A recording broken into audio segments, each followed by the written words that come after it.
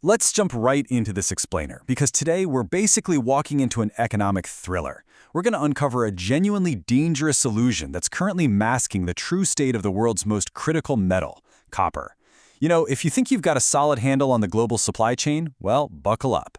We are looking way past the superficial numbers today to dive into the raw physical reality of the resource that literally wires our modern world together.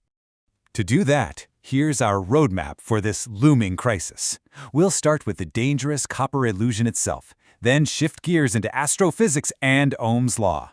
After that, we look at the rise of the devourers, why the age of compensators ends, the scrap metal trap, and finally, the inevitable price shock.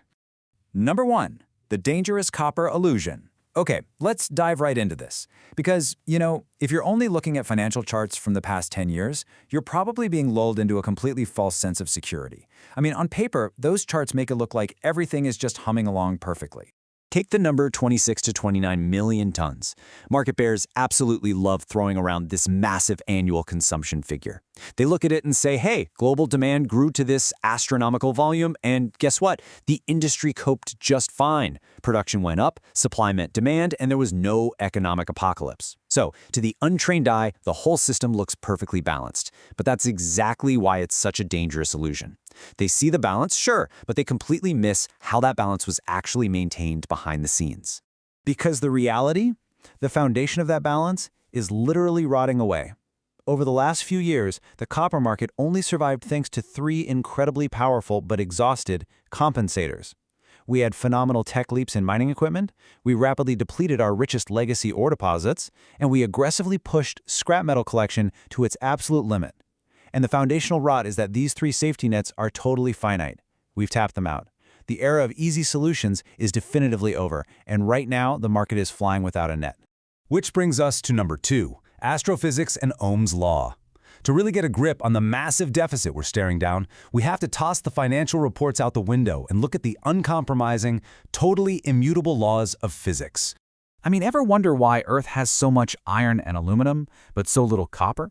The answer is literally cosmic. Lighter elements are easily synthesized inside ordinary stars, but copper has an atomic weight of 29. Elements this heavy are only forged in catastrophic cosmic events. We're talking supernova explosions or colliding neutron stars. That's a crucial takeaway here. Copper is fundamentally limited. It's a non-renewable resource that the universe itself just doesn't produce in abundance. Now you might be wondering, well, why not just swap it out for cheap, plentiful aluminum, right?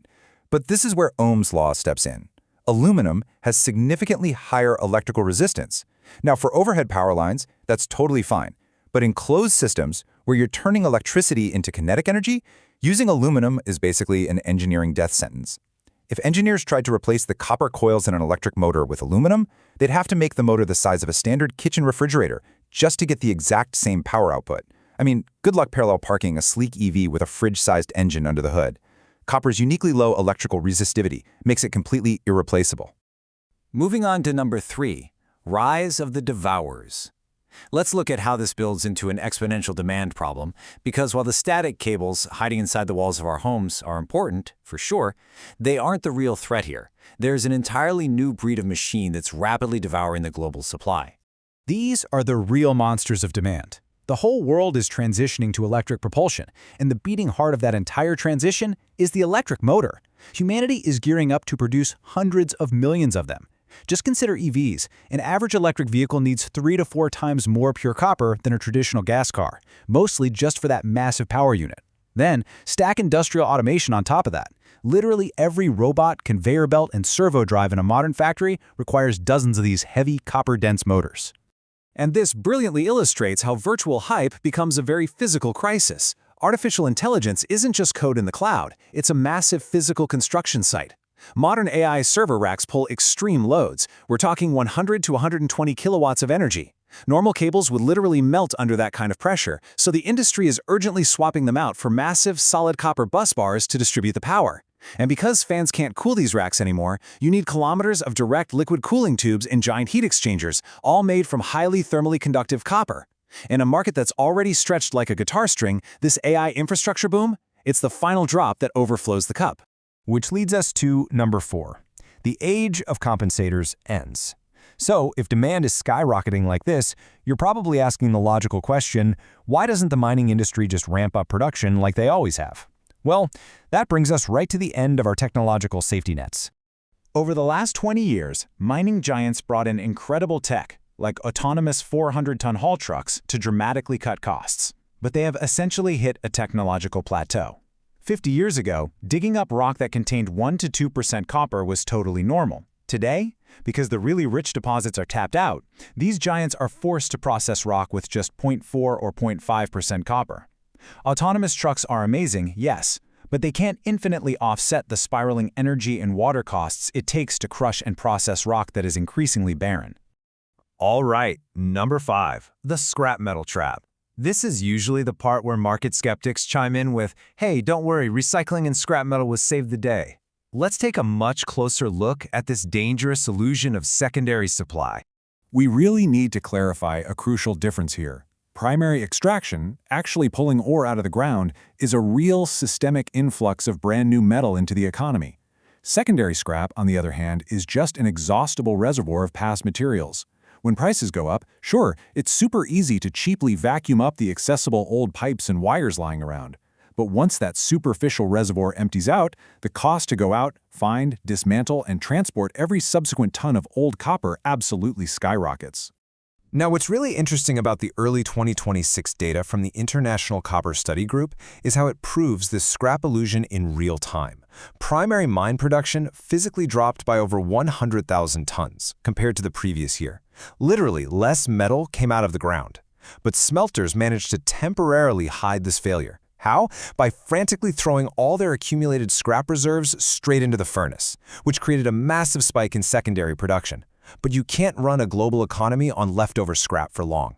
Actually, by April, the scrap just ran low, and the overall market balance crashed into a massive 145,000-ton deficit.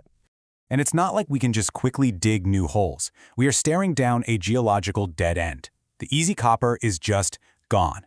If a company somehow discovers a new deposit today, it takes 10 to 15 years to run the geological exploration, secure all the environmental permits, deploy the capital, and finally ship the first commercial ton.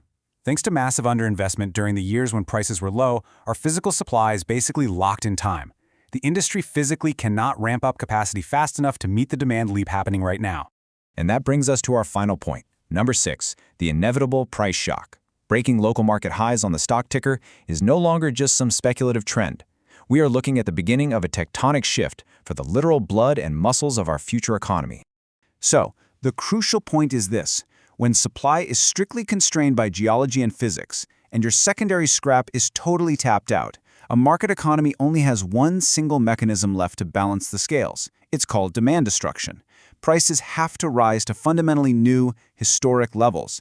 We're talking prices so painfully high that consumers are physically forced to abandon their projects and just stop buying. Long-term investments in copper aren't bets on market sentiment anymore. They are straight-up bets on the immutable laws of physics. I want to leave you with this provocative thought to ponder. If copper truly is the blood and muscles of our future, what happens when it simply becomes too expensive to use? Which parts of our highly anticipated green transition, our AI revolution, and our automated future will we be physically forced to abandon? Understanding this isn't just about understanding a metal. It's about understanding the absolute physical limits of human progress. Thanks for joining me for this explainer, and keep questioning the illusions around you.